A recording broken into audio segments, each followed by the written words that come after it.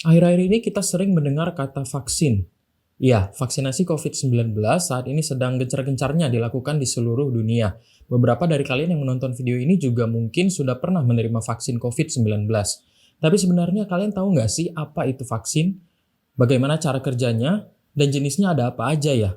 Dalam video kali ini Dr. Ren akan membahas semua tentang vaksin yang perlu kalian ketahui.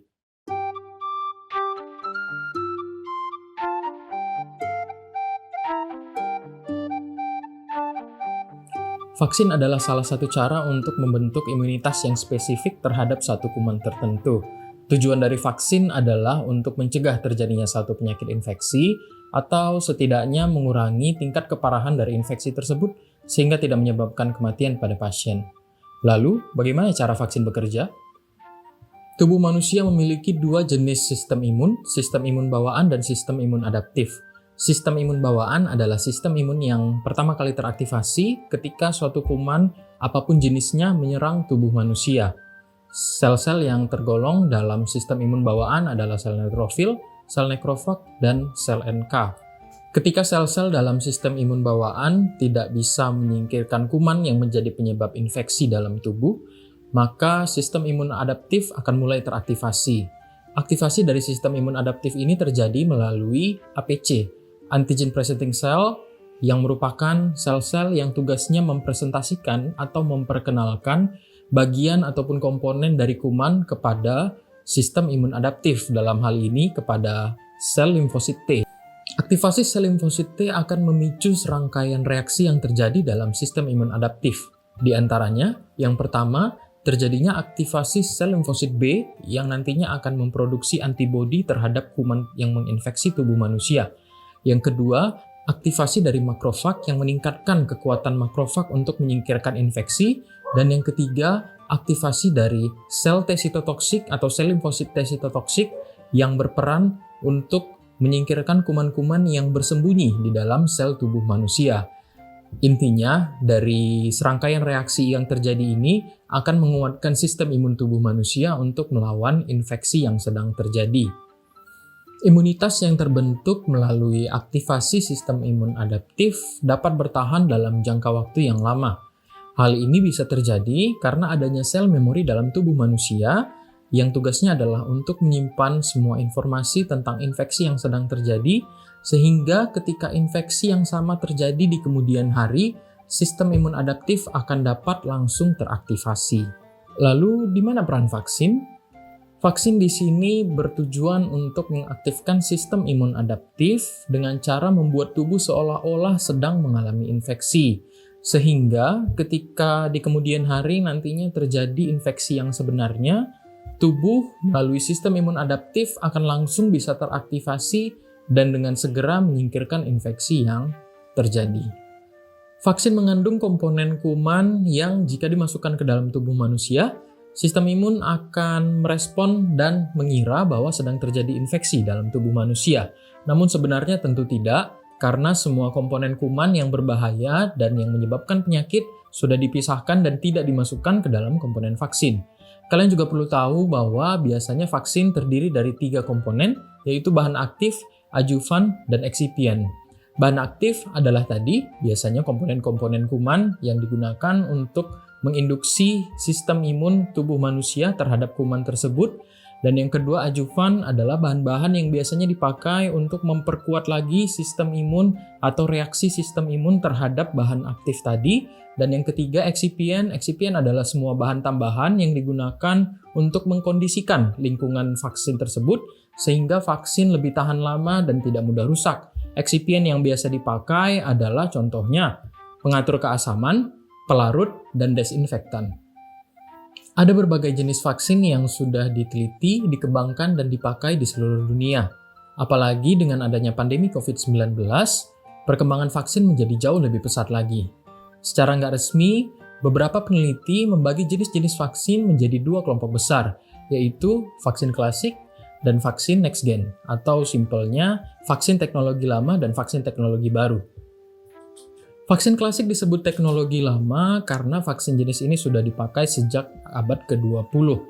Jenis vaksin yang tergolong ke dalam vaksin klasik adalah vaksin subunit, vaksin toksoid, vaksin inactivated, dan vaksin live attenuated. Cara kerja vaksin klasik cukup simpel, di mana vaksin yang berisi komponen-komponen kuman ini disuntikkan ke dalam tubuh manusia dan sistem imun mengenali sehingga sistem imun teraktivasi. Yang menjadi pembeda dari keempat jenis vaksin ini adalah komponen kumannya. Vaksin subunit berisi potongan-potongan kecil bagian kuman yang biasanya paling mudah dikenali oleh sistem imun tubuh manusia. Contoh dari vaksinnya adalah vaksin hepatitis B, vaksin HIV, dan vaksin pertusis yang aseluler. Vaksin toksoid berisi toksin atau racun yang dikeluarkan oleh kuman yang tentunya sudah tidak aktif lagi, tapi masih bisa memunculkan kekebalan terhadap racun tersebut. Biasanya jenis vaksin ini digunakan untuk melawan bakteri-bakteri yang mengeluarkan racun berbahaya untuk tubuh. Contohnya, bakteri penyebab difteri dan tetanus.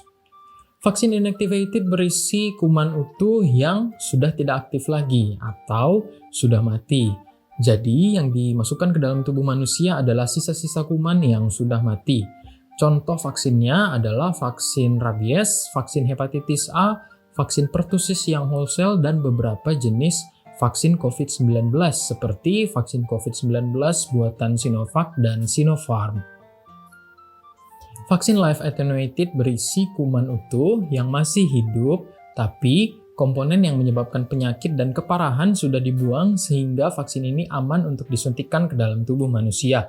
Contoh dari vaksinnya adalah vaksin BCG, vaksin campak, dan vaksin polio tetes.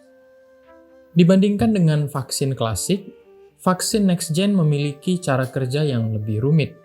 Jenis-jenis vaksin yang tergolong ke dalam vaksin next gen adalah vaksin vektor virus, vaksin materi genetik, DNA mRNA, dan terakhir vaksin APC. Kita mulai dari vaksin vektor virus. Vaksin vektor virus seperti namanya menggunakan virus hidup sebagai alat transportasi untuk mengantarkan materi genetik yang mengkode komponen dari kuman yang ingin dibuatkan imunitasnya. Apa artinya? Kita bahas satu persatu. Pertama, virusnya.